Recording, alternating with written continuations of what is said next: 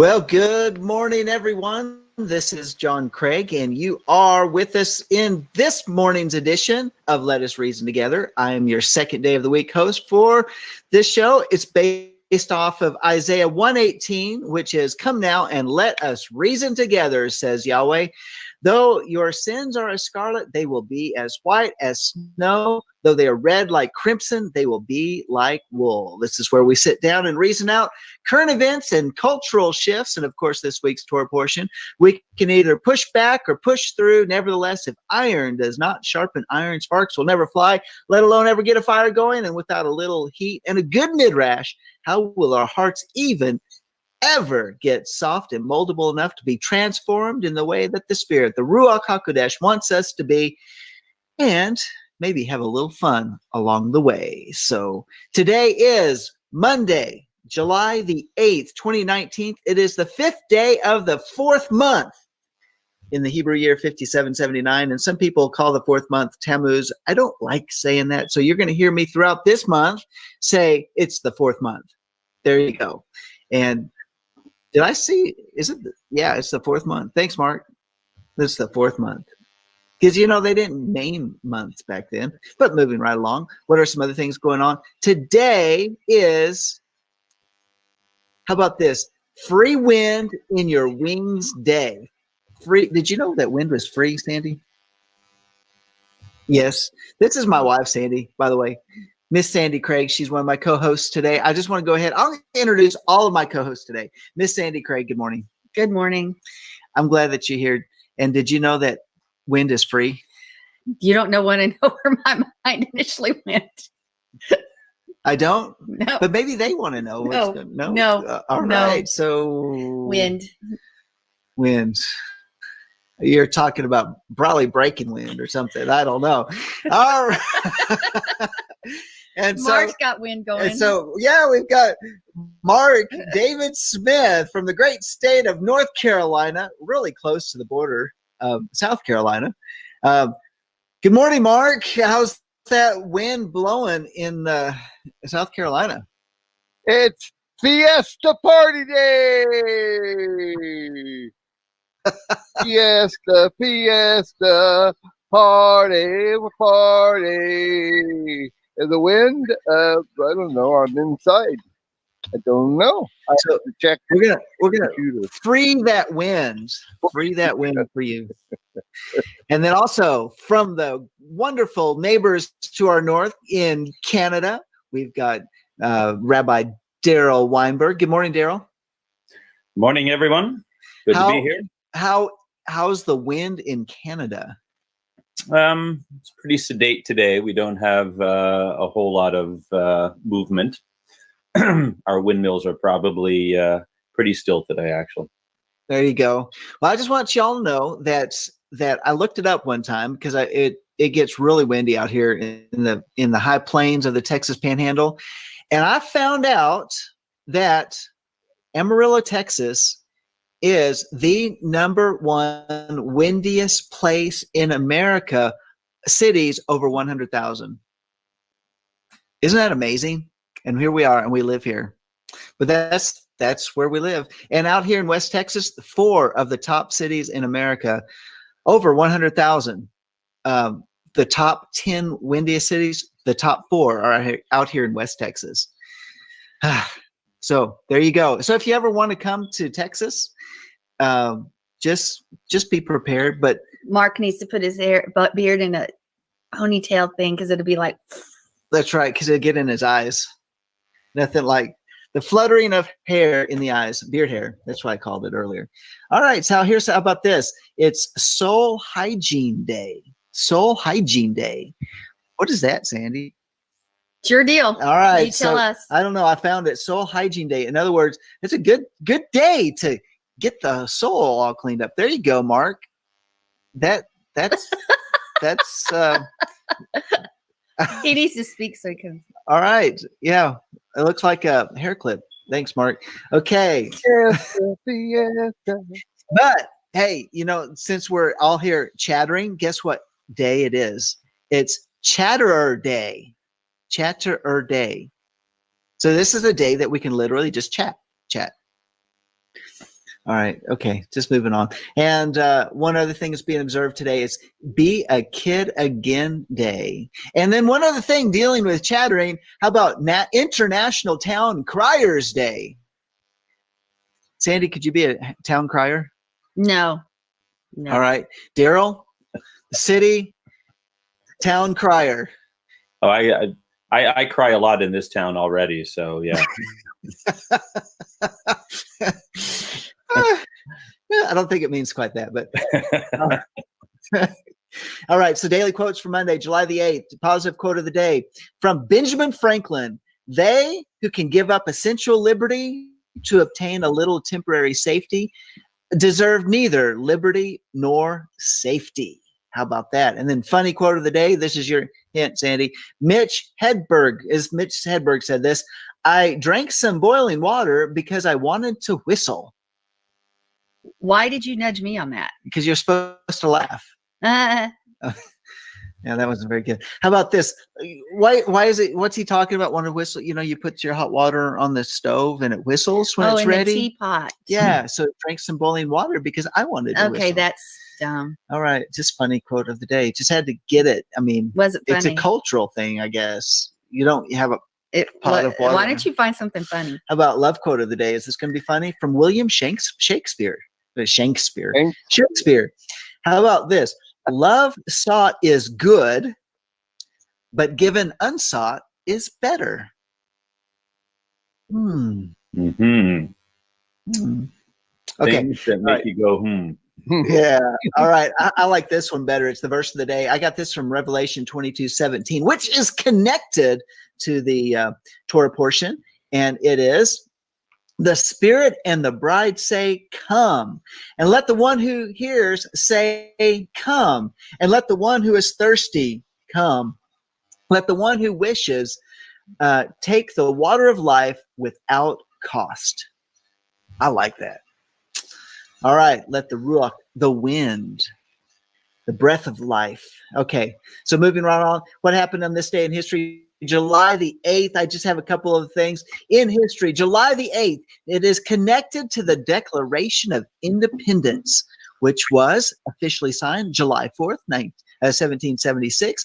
4 days later, Colonel John Nixon gives the first public reading of the Declaration of Independence to an assemblage of citizens in Philadelphia. So the very first public reading. And then in 1913, this day, how about this? Do you know this guy, Alfred Carlton Gilbert? Y'all know him? I don't know him. But that was Batman's butler. No. Alfred. But Alfred was, but I don't think his name was followed by Carlton Gilbert. But right. You'll know what he did by this. He patented, the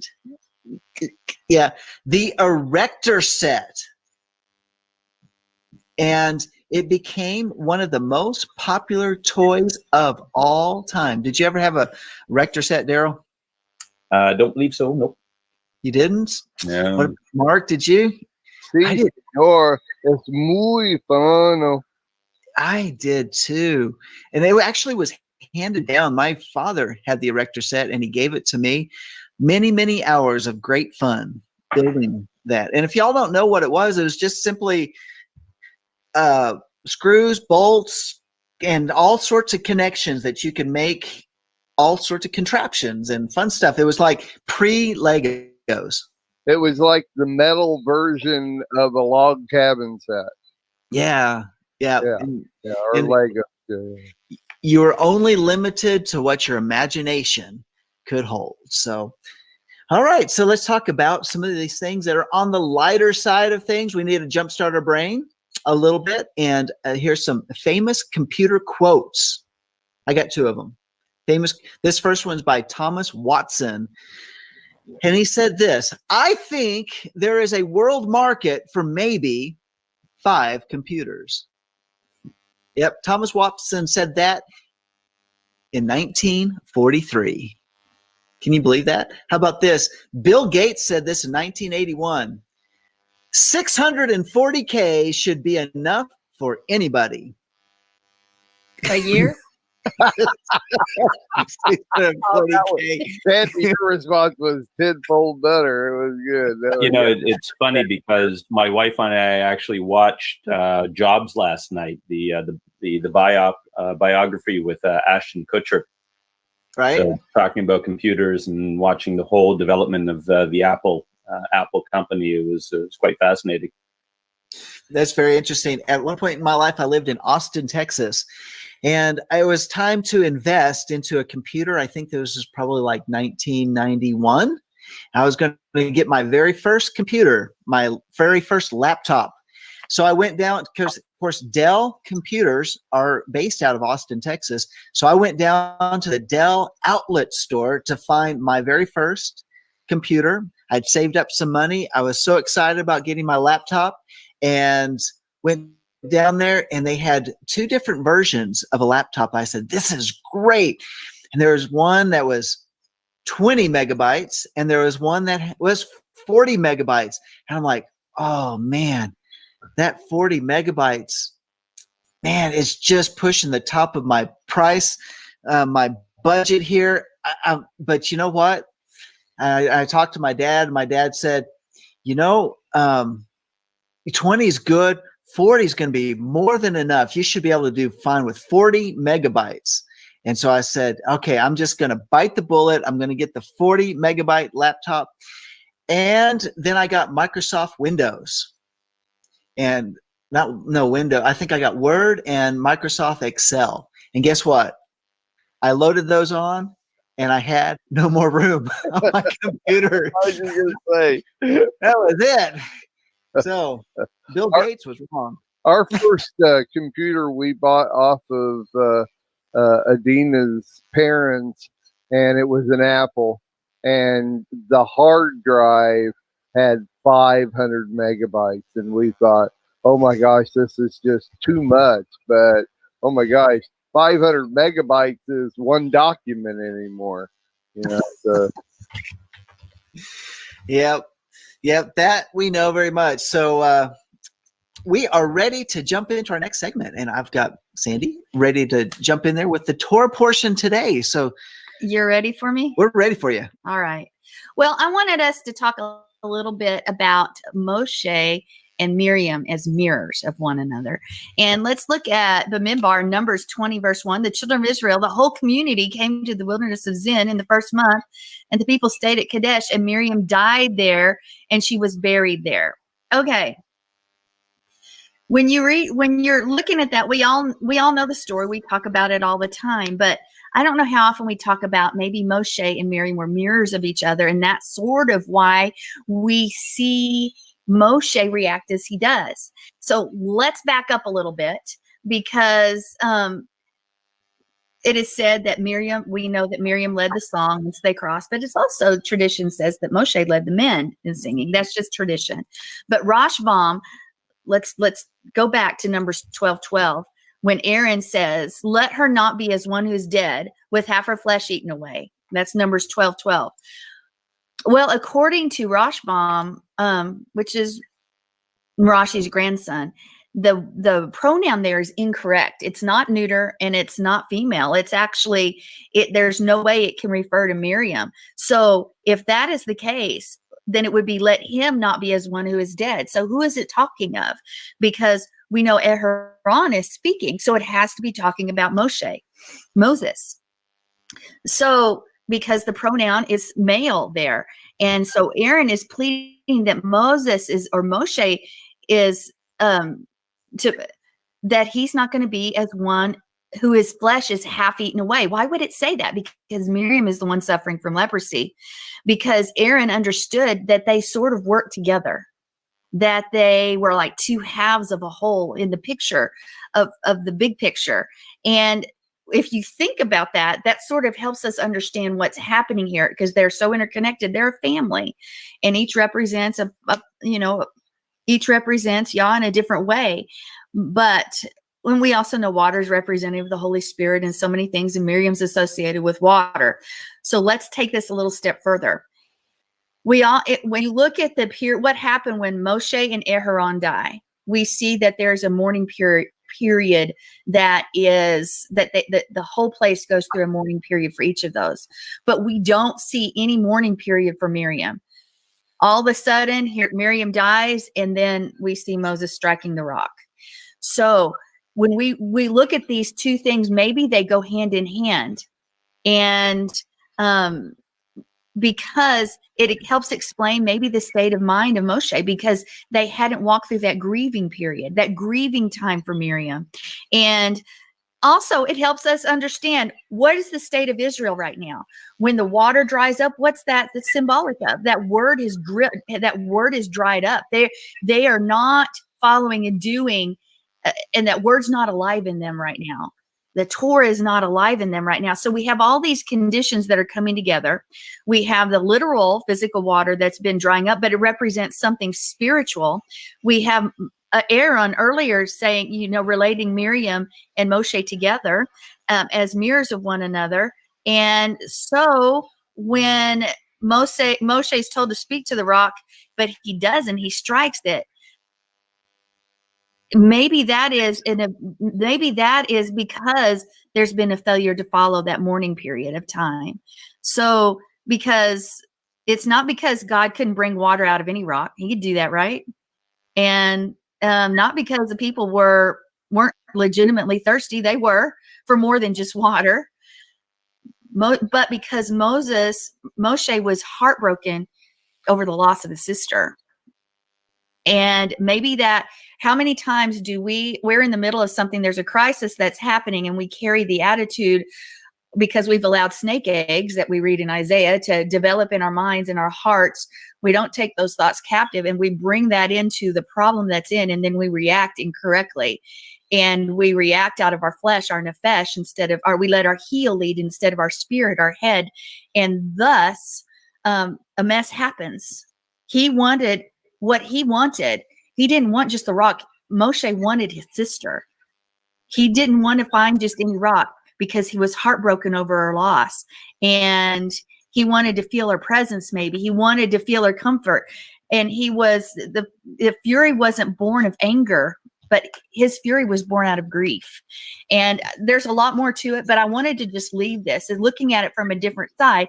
And then when we think about it, he wanted her comfort. He wanted her presence. Well, what do we think about that? That also talks about the feminine aspects of Yah, which is the Ruach HaKodesh, the Holy Spirit. And so we have the people lacking the word. We have them thirsty. We have them grumbling and complaining. And really, it's because they missed the days of mourning. They missed that time, that grieving period they were supposed to go through. So everybody's reacting off out of their flesh, out of their nefesh, because they haven't walked out what they're supposed to. So, and that's what we do too, folks, because time and time again, we carry our baggage with us and put it in the situation we're in, and we react incorrectly towards others, or even to Yah himself. So we can discuss that. I could preach another hour on that, but I won't. All right. Yeah, some really, really interesting points there. And then you threw in the whole aspect of snake eggs, those things that get birthed in our mind, or waiting to be birthed, that are ready that must be destroyed. Or they'll poison us with a poisonous bite. So some interesting thoughts. Daryl, I'd like to hear what you have to say about what Sandy was talking about. Well, you really got to feel for Moses, because, here he gets prevented from going into the promised land because of Israel's disobedience. And, nowhere in the judgment does God say that Miriam wouldn't make it in. Now, we understand that she was 127 years old when she died. And, it was, a tragedy for him.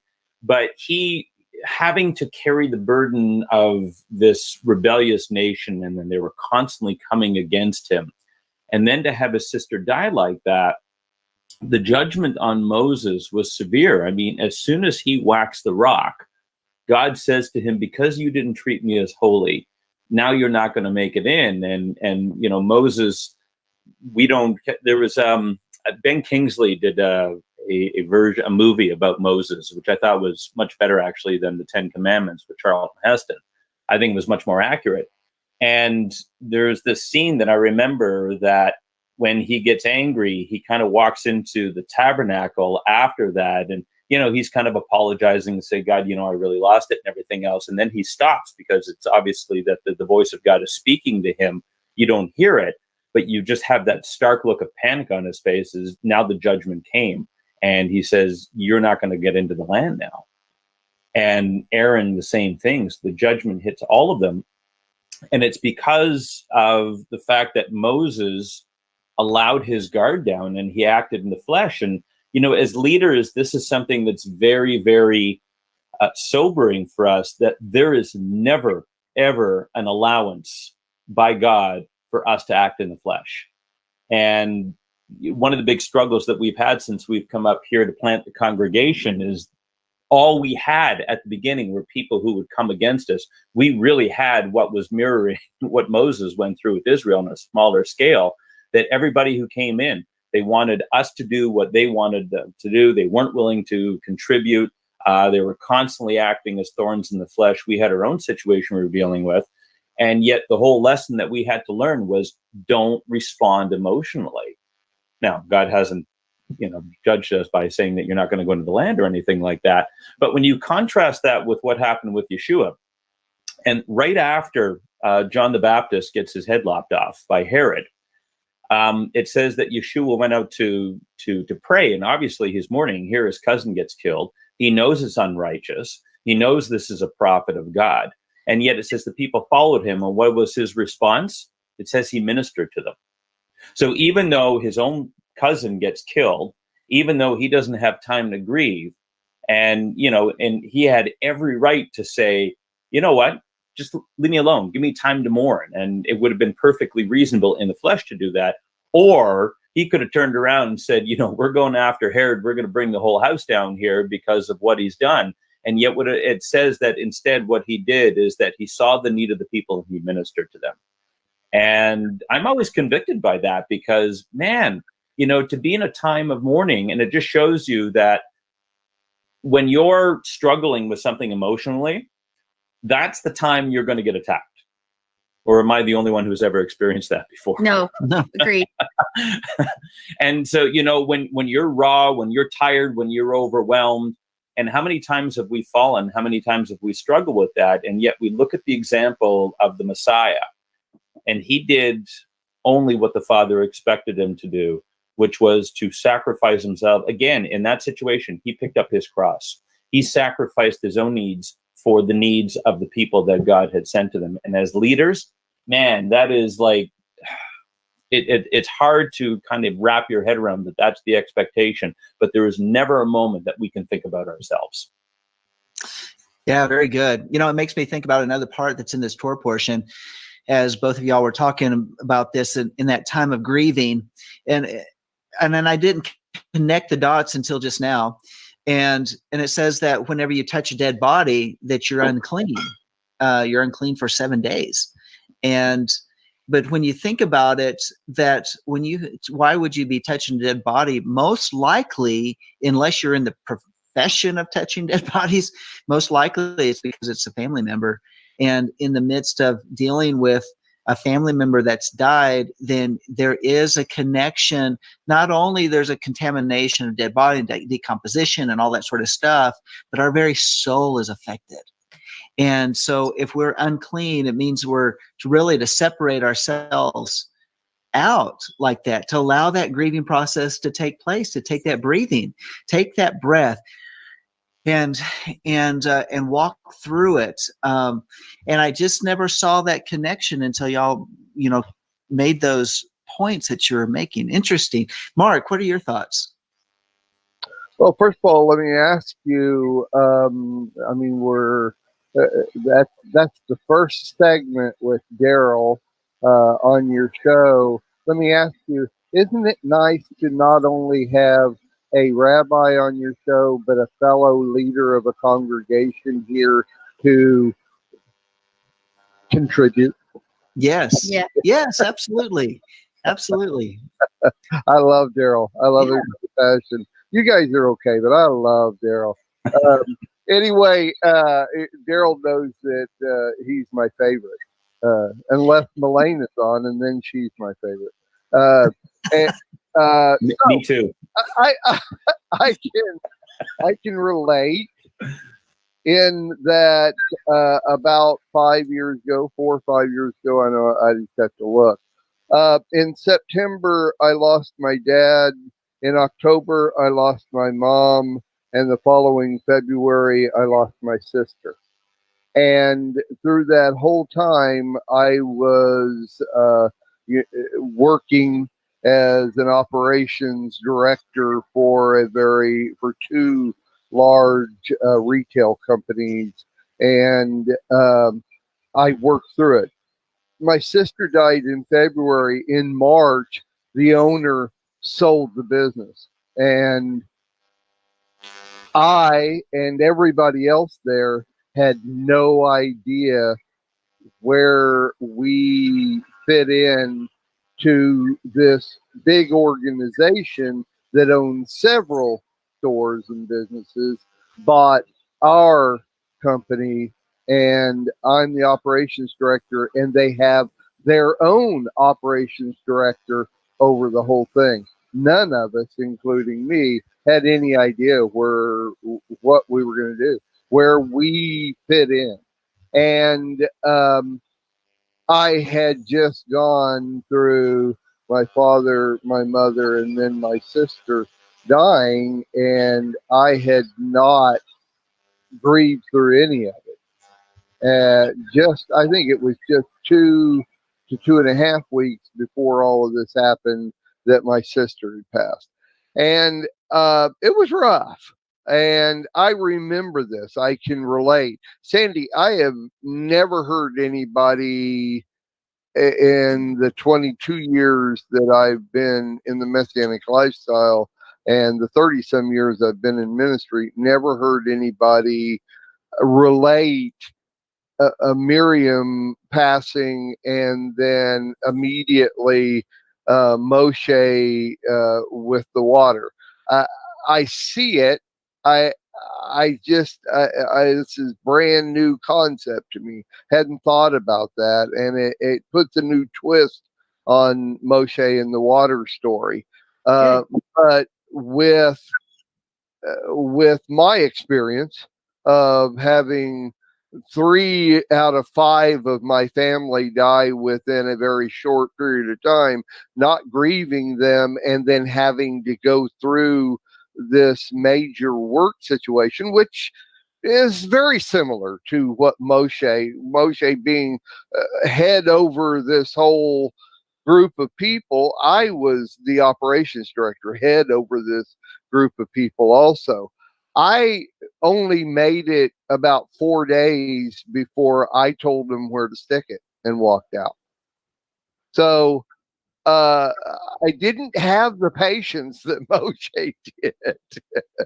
In other words, this happens with his sister Miriam, and then the people rise up against him, which he was already used to. But even being an operations director of a pretty big company, I was used to people coming against me too.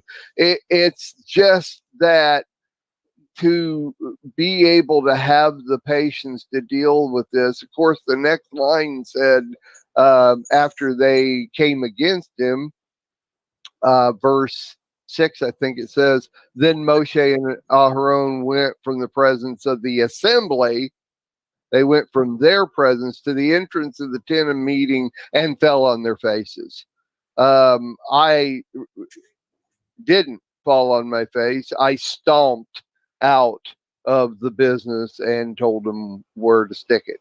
And so we are, most of the time, I think, even though we are in the will of God, we, in a second's moment, depending on what has come against us, is how we react. Had I not just gone through losing 3 of my 5 family members within 6 months, and this all happened, I'm sure I would have had the patience to go through this. And so the Lord is still going to look at how you're going to handle the situation. And that's another reason why I mentioned having Daryl, who is also of a congregation like you guys are. You are held to a standard, a higher standard of having to react based on the will of God rather than somebody else in another situation. I was in a high part of that organization. I was expected to react in a better way, a more mature way than I did, like you guys are expected by the Lord to react a different way, as Moshe was expected to act differently than he did. Do you see what I'm saying? Yes. Yes. That's what I'm getting out of it is that we are held to a much higher standard than anybody else. Well, and James, outside of the ministry, outside of business where you're in hierarchy of the business, outside of that, the Lord don't care what you do, but within our ministry, he does. Go ahead, Daryl. well, number one, James says that in 3:1 that not many should desire to be teachers because the judgment will be stricter. And it's not just about what you teach, it's about what you do with what you teach. Right. I always tell people, this is a common refrain whenever I go to churches, my own congregation. I said, God doesn't care about what you know. He only cares about what you do with what you know. And so regardless of whether it's in the workplace or in the ministry or anything like that, or especially in our home life, oh my gosh, the way you treat your family, the way husbands treat their wives, the judgment will be most strict on that. Because like I mentioned on Shabbat, I said, your wife doesn't belong to you. God's only loaned her to you for a time and a season to minister and protect her. Same thing with your kids. They're not your kids. They're God's children. He's just entrusted you to raise them properly. So when you are called into leadership, anytime, I always say that I really worry about people who are going to seminary, young kids who are coming out and they want to go into ministry. It's like you have to be completely delusional to really want to go. Now, I understand being called. I understand being zealous and having this overriding passion, but to want a position of leadership, you have no idea what you're setting yourself up for, because it's going to be like Moses. You're going to be persecuted. You're going to be aggravated. You're going to be come against. You're going to be falsely accused. You're going to have a bunch of riffraff come against you and tell you that, you're going to have Chorus coming against you. You're going to have the Jezebels coming against you. And you're going to have to sit there and you're going to have to take it. And I keep telling the story that the guy who helped me plant the congregation up here, he led a full-on core rebellion against me for 6 months. And there was this going back and forth, and I would get angry at him, and then he would turn around and he would use that again. And finally, the Lord said, because, I had pushed him out of the congregation, or he had left, and I didn't want to let him back in. And then God said to me one day, let him back in and don't say anything. And I was like, what? Let him back in and don't say anything. And I would he would come in for over a month, sit at the table across from me at Oneg and do every single thing that I told him not to do. And he kept looking at me, waiting for me to react so that he could turn around and use that against me and conspire to get all the people again. Look how mean he is. And I didn't say anything. And it was, after we would come home, I would have to sit there and yell at my wife for a while just to unload, but I couldn't say anything. And then God took care of it for me. But as long as I was acting in the flesh, no matter how wrong he was, no matter how right I was in trying to discipline him and trying to maintain order, God says, it's not your congregation, it's mine. and you have to act in accordance with my will, manifesting the fruit of the Spirit, not the deeds of the flesh. And That's that is so hard because, you want to kill these people, or at least I do anyway.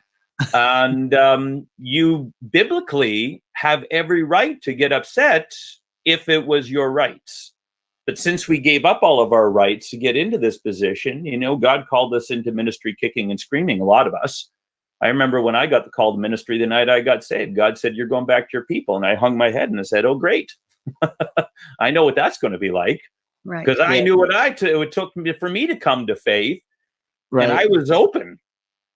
Yeah, So it's hard. Down here in Texas, it's not politically correct to say this anymore because they will give all sorts of connotations, but sometimes you say, "Get a rope." Well, whatever. I just All right, want to, Sandy. because to wrap it all up, I just want us to remember that sometimes when the story of Moshe and Miriam shows us that sometimes when we're witnessing anger, it's not really anger that we're seeing. It's really an expression of grief over the loss of something, someone, a dream, a hope, a job, something in their life. And in this case, the whole community was walking through this grieving process and hadn't officially, at least not in scripture, had that time to mourn. And what they had lost is that comforter. They had lost that mother. They had lost that water. They had lost the protector. They had lost that wisdom that came from her. All of those things that are representative of the Ruach HaKodesh, the Holy Spirit. And there was a loss there. And so you're right. All of you are right. We are held to a higher standard, and we're more accountable. But the bottom line is, are we going to be led by the heel in our flesh? Are we going to check ourselves and hold our tongue, fast our opinion, and realize that we're in an emotional state right now for one reason or another, and then be led by the Spirit, by our head? I'm just thankful that God is gracious. Yes. Yeah, absolutely. Absolutely. Well, I want to jump into our next segment because I think we might have a little bit of a connection with the Torah portion. And here we're talking about Israel, turning against Moses. We see Moses, disobeying Yah for, not speaking to the rock, but striking the rock. We see all these different things. How about this? I found this interesting article over at charismanews.com. And it says 10 signs nature has turned against humanity. So I thought this is very interesting. And 10 different things. So it's talking about here how this year they've lost an astounding 30% of all the honeybee colonies. That's sad. This is what the U.S. Beekeepers are saying. We've lost, and without bees, of course, you need bees for pollination. You need bees to be able to pollinate the crops so the crops can produce, so that we can food. Without food, we die. And they said now normally you'll lose so many colonies every year, but usually I think it's around 20%, and here they lost nearly 40%. So a big change there. Here it's also talking about some other 10 signs. In the middle of the country, farmers are freaking out because of giant black vultures are literally eating their farm animals alive. Have you heard about that one? Says that the vultures are federally protected. The farmers can't do anything about it. And so what they're doing is they're devouring. That's because there's a lot of them in Congress too. There you go. And so they're devouring the slimy newborn calves, the full-grown ewes and lambs alive by pecking them to death. And then it goes on and gives some details how they're doing it. But so these vultures are going after the newborns.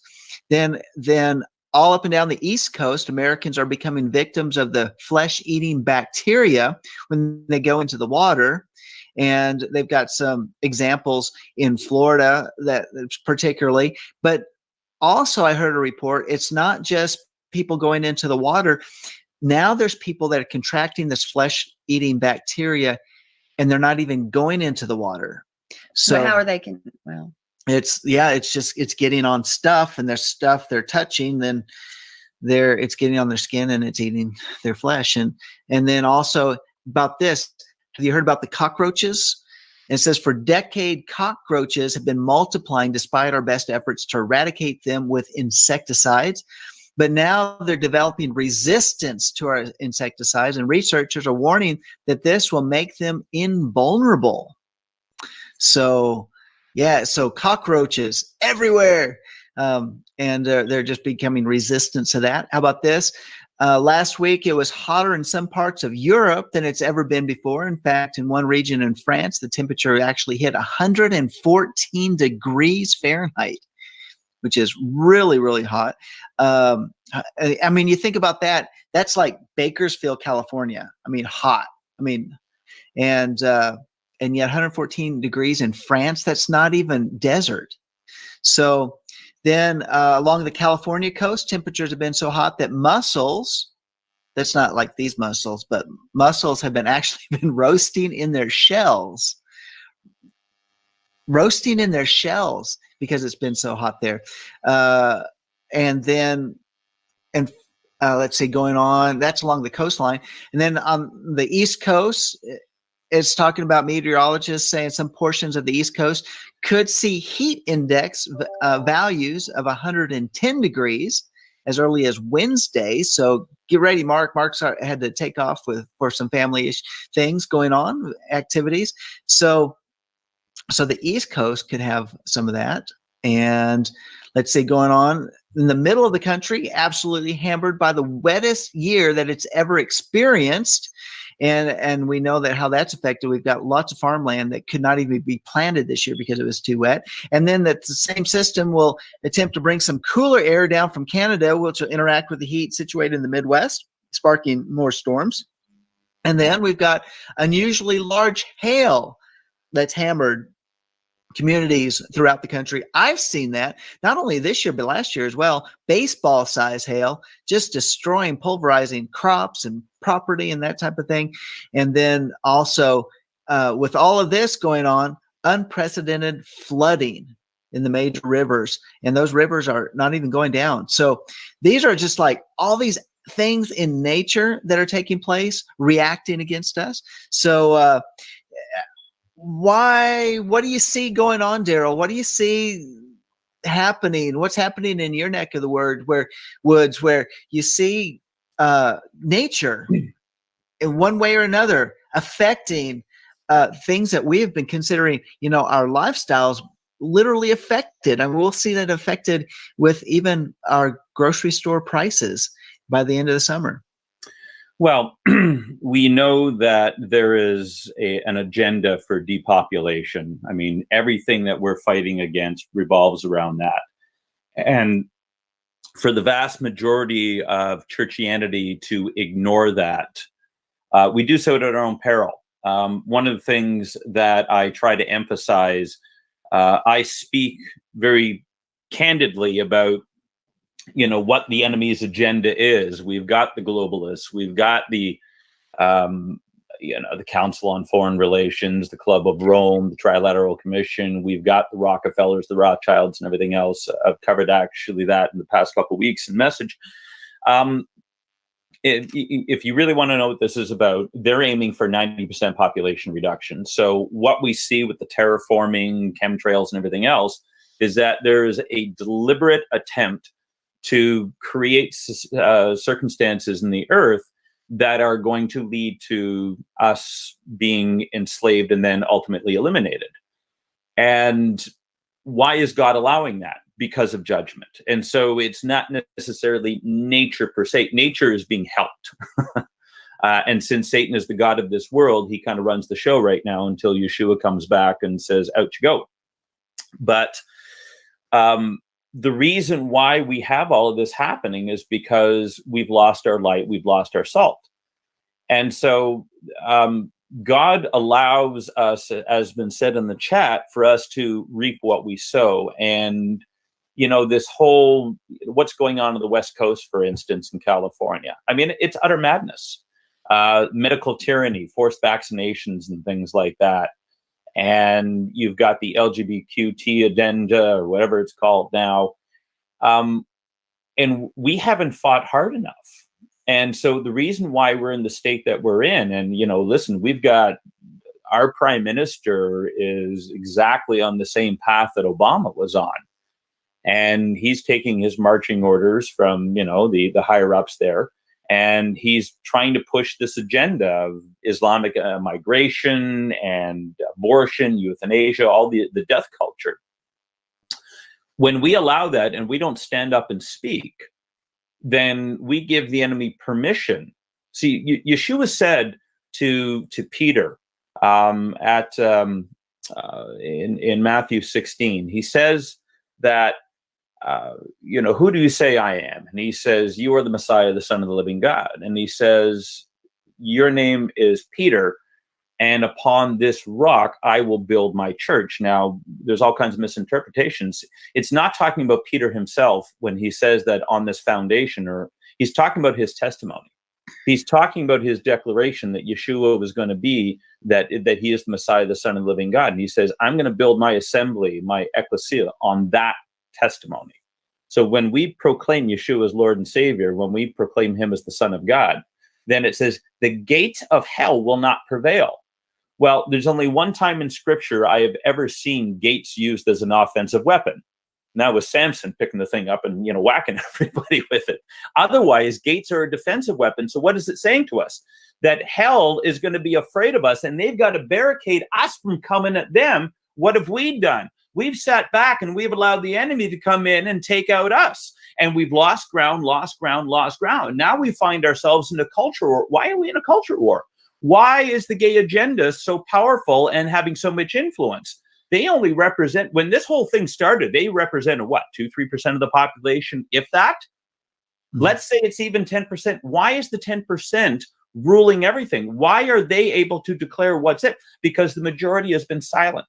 And we haven't been praying, we haven't been fasting, we haven't been walking in holiness. And when you start talking to pastors and stuff like that about, don't mention Illuminati, oh my gosh, you're a conspiracy. I actually had a youth pastor a couple of weeks ago. We were talking about, the whole he says, oh, you're not one of those chemtrail guys, are you?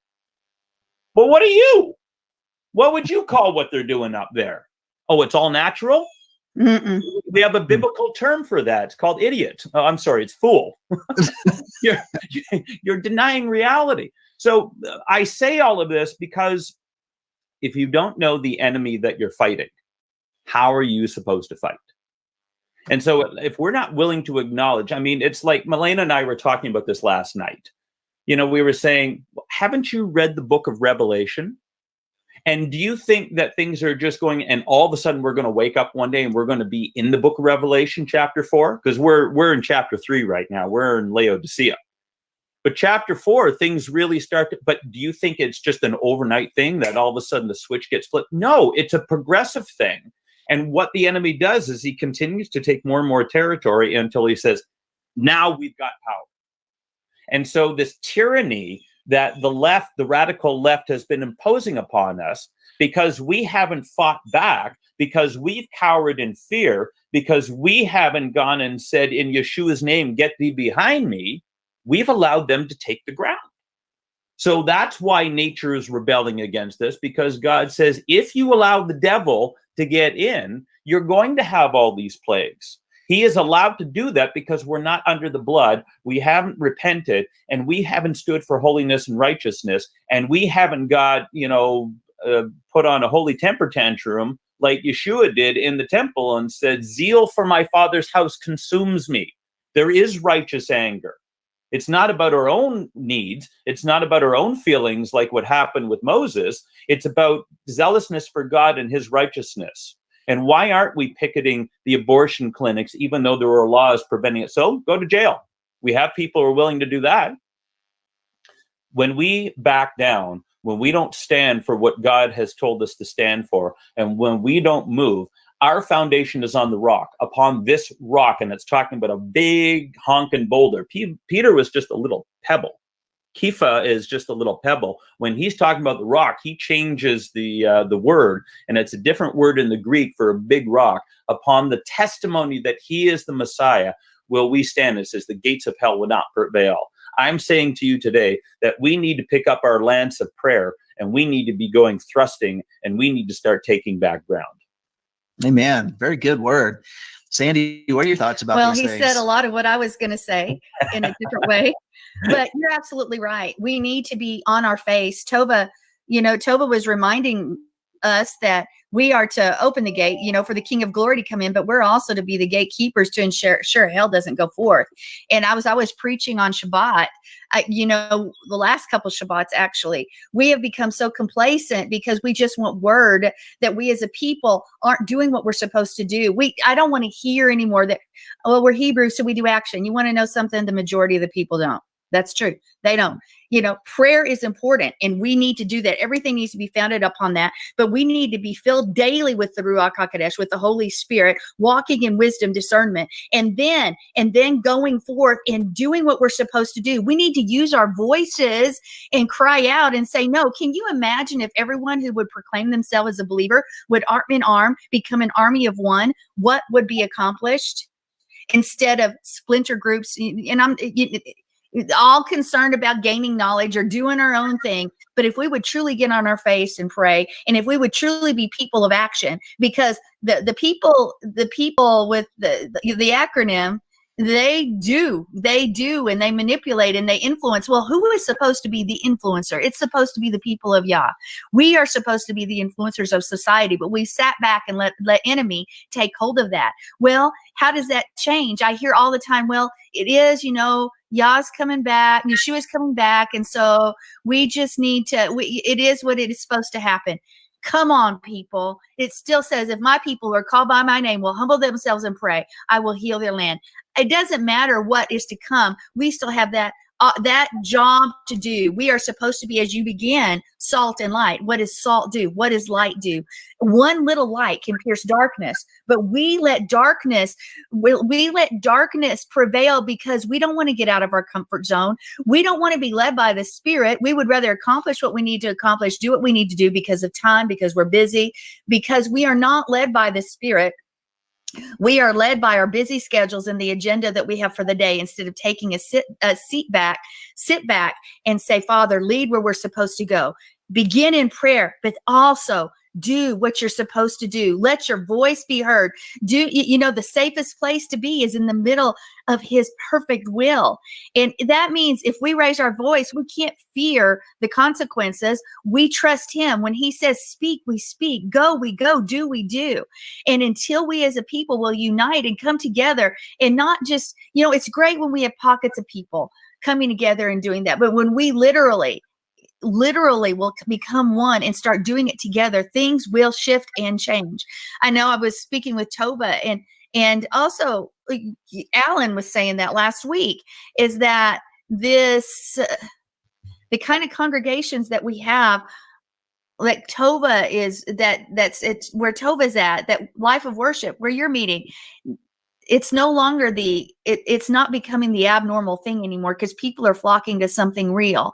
But we as leaders and teachers need to walk out how we're supposed to live and not be so consumed with knowledge. Yes, it's important and it's good to learn, but we've got to have something more beyond that, because the Torah is spirit. And instead of talking that we're Hebrew, so we're people of action, I don't see it. It's time we become people of action. Starts in prayer, on our face, humbling ourselves, but then it goes forth, and we have got to let our voice be known and not put our head in the sand and say, oh, you conspiracy theorists. Come on, people. Look and research yourself. There's enough evidence out there that the powers that be are running the show, but that's not the way it's supposed to be, because he who is in me is greater than he who is in the world. I know there's never been a conspiracy in the Bible before. That's right. I'm amazed at how many believers can deny that there are conspiracies. Yes, we are conspiracy factus. We know that there are conspiracies. Anybody look at Jezebel? I mean, she devised a conspiracy to get what was his name? Anyway, the vineyard. Yes. Oh, It was a conspiracy. So yes, the two people have never conspired together to do something evil in history. Come on, like I thought you were going to talk about HRC. Something, I don't know. Conspiracy. I mean, it's all over the news for the last 2 years, right? Yeah, the whole Russiagate thing and everything else. I mean, it's absolutely absurd. And the question we got to ask is, why are pastors, why are Christians so willingly blind to this stuff? Why are we in such vehement denial? And I think it's because, well, number one, I mean, the gospel has been so watered down that we want to focus on grace, grace, grace. We don't want to think that there's any responsibility that we have, which of course makes us weirdos, because we actually think that, in a relationship with God, there are requirements and expectations of us. I'm heard, I don't know how many times, that we look at everything, we look at the Torah through the lens of Jesus. Okay, well, what does that mean then? It means we don't got to do nothing. And just the whole accountability thing. But, what is it going to take to wake things up? And what people don't understand, and I think one of the things that people are afraid of, is that when you shine light into darkness, darkness has a way of swinging back. Amen? Mm-hmm. Usually with a good backhand. And it hurts. Because anytime you go into exposed darkness, it doesn't want to be exposed. I mean, what happens when you turn on the light, when you got cockroaches, since we've been talking about them, they run. But the spiritual cockroaches, they usually take out the weapons of the enemy, and they go after you. It's like, if you resist the devil, he flees. But if you resist the deacons, they come at you. I think that's... So, we've got to get back to understanding that, like with Moses, it's not about us, it's about God. But when God sends us on assignment, the only revival I ever see in Scripture from the prophets is Jonah. And he was the one guy that didn't want revival to the people he was called to. It's amazing to me.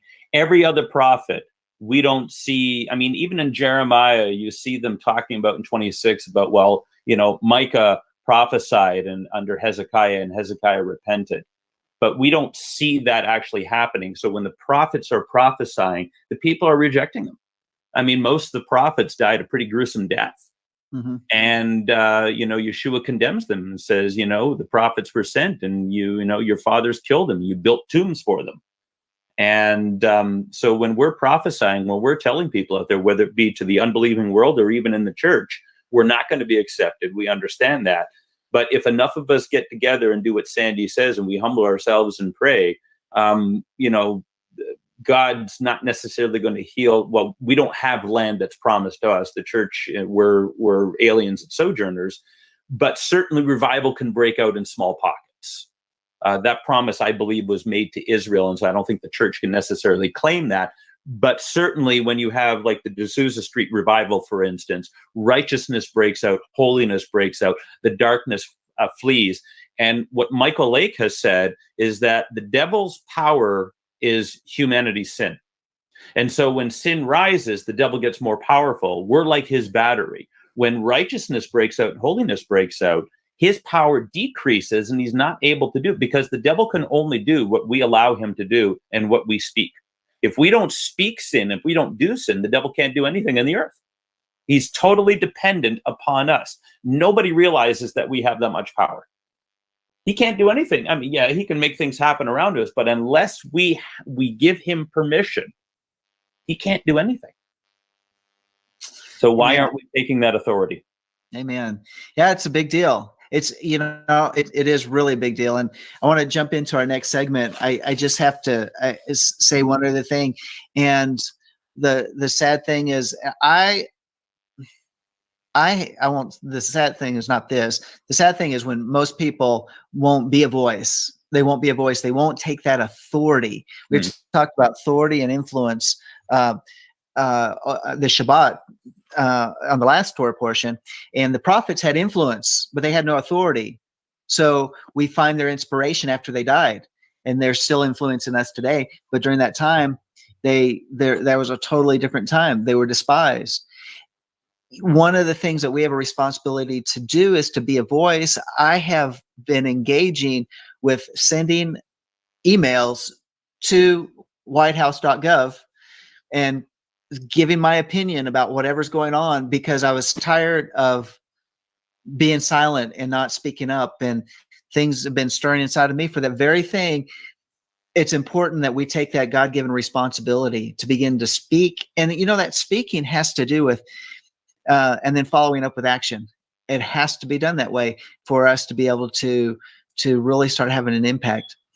Oh, there's so many other different things that's in my mind that I want to talk about, but we can't. We're out of time. We need to jump into the half Torah portion. And so, Daryl, you've got that for us today. And even though we sprung it on him last minute. Yeah, last minute. And so he's been doing good jumping in here with all these great comments today. So Daryl, what's on your heart with the half Torah portion?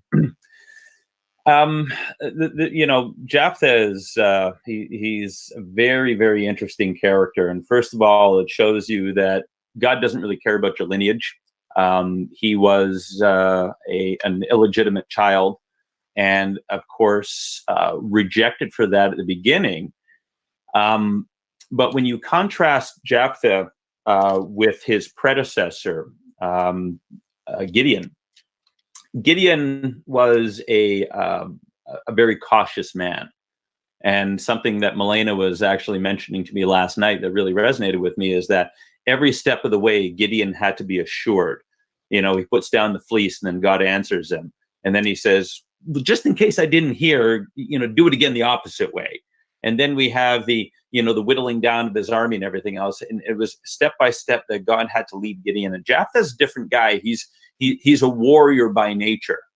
And even though his family rejected him, so it says that he was pushed away, he ran off, and he was with some men of nefarious character.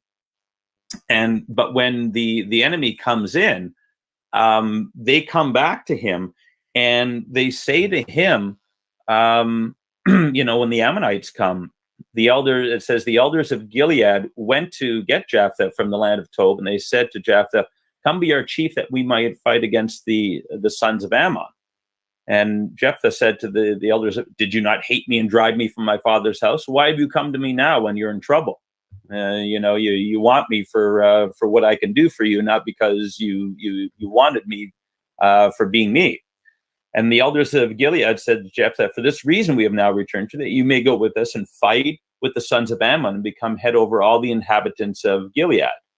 So he says, "If you take me back to fight against the sons of Ammon and the Lord gives them up to me, will I become your head? So am I going to be your leader?"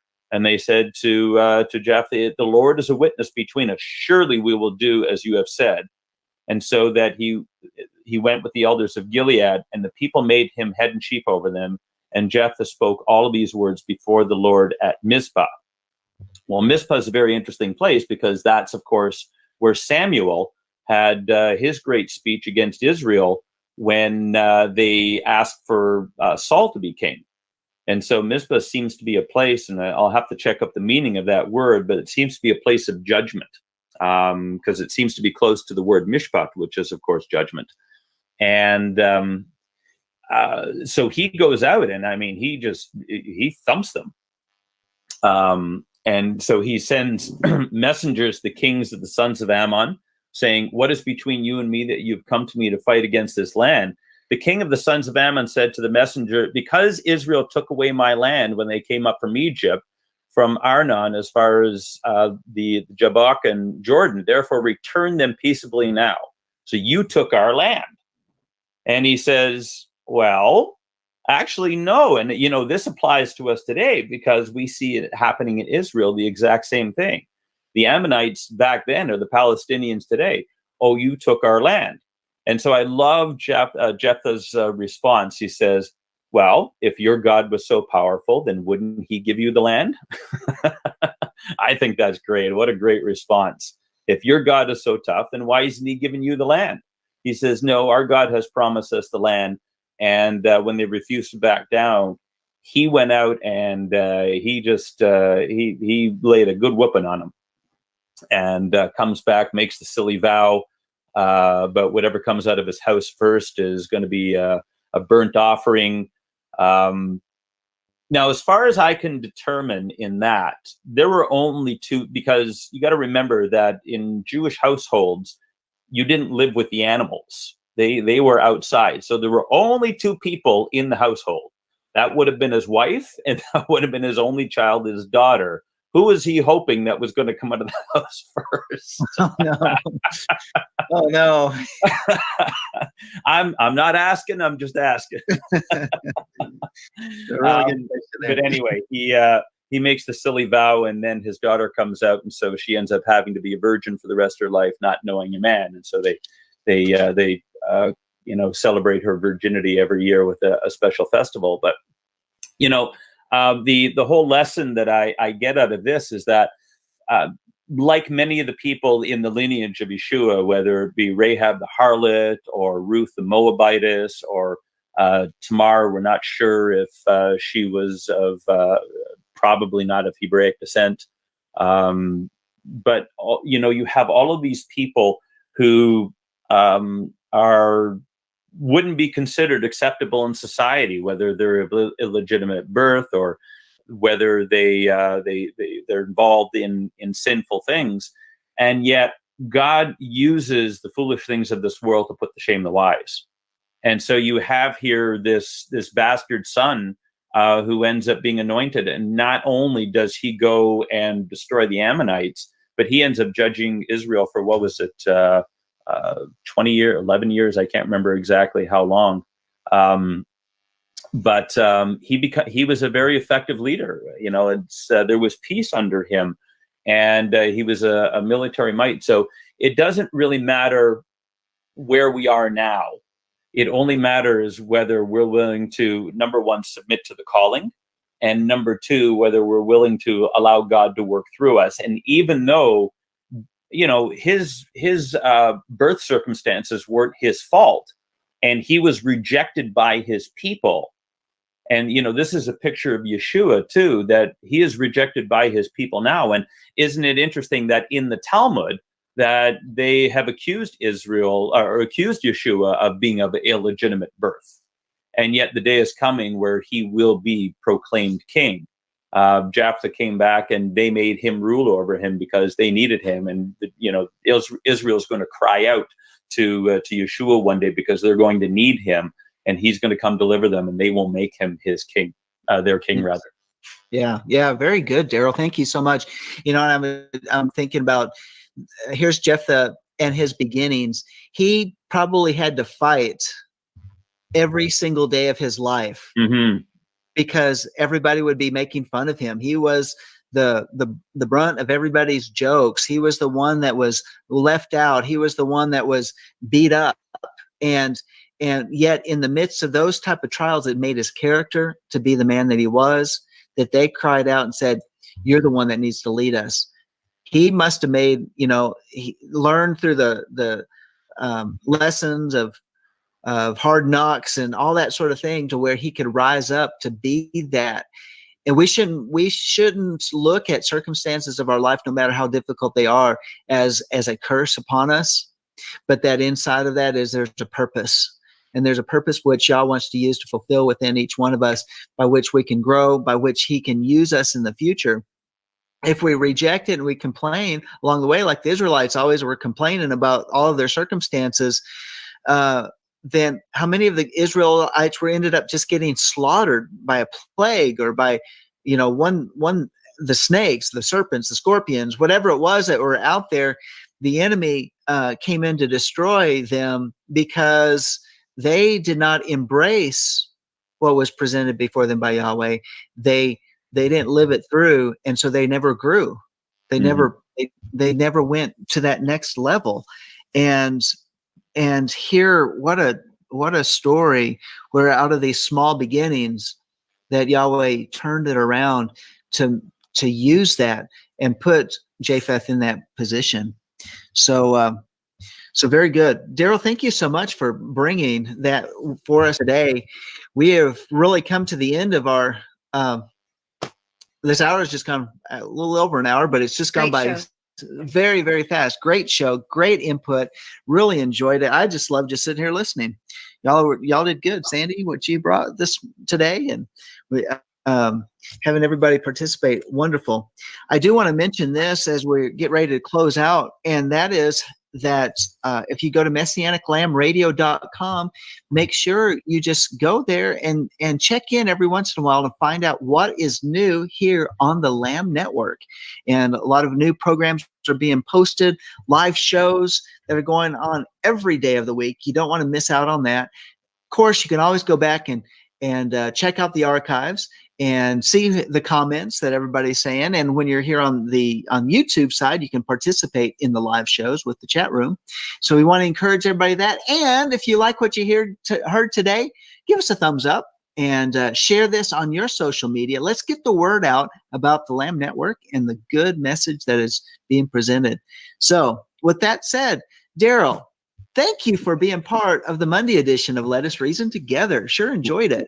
Thank you for having me. It's always a pleasure to be ministering on behalf of the Lord. Amen. Agreed. Yes.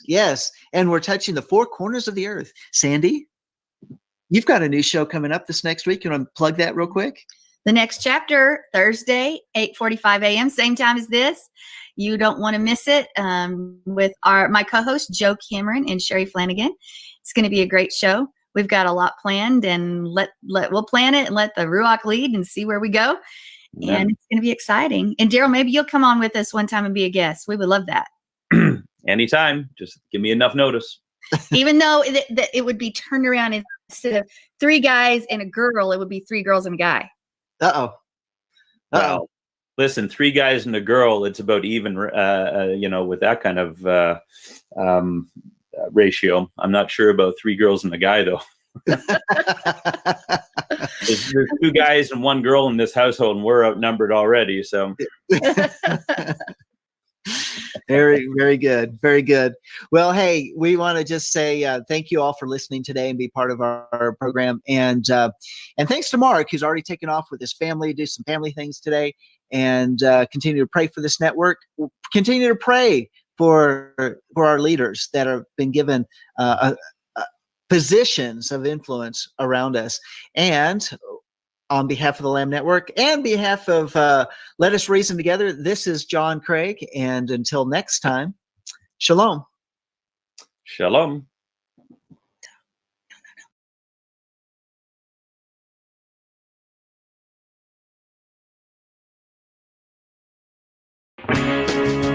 Shalom. I would like to draw your attention to the element of excitement and passion that is within Messianic Lamb Radio these days. What is all this excitement and passion about? Well, let's take a page from President Kennedy's famous speech, but using a spiritual twist. Ask not what God can do for you.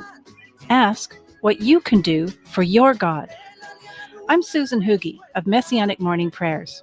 Thank you for choosing Messianic Lamb Radio, the radio station of praise and passion for our God and our Messiah.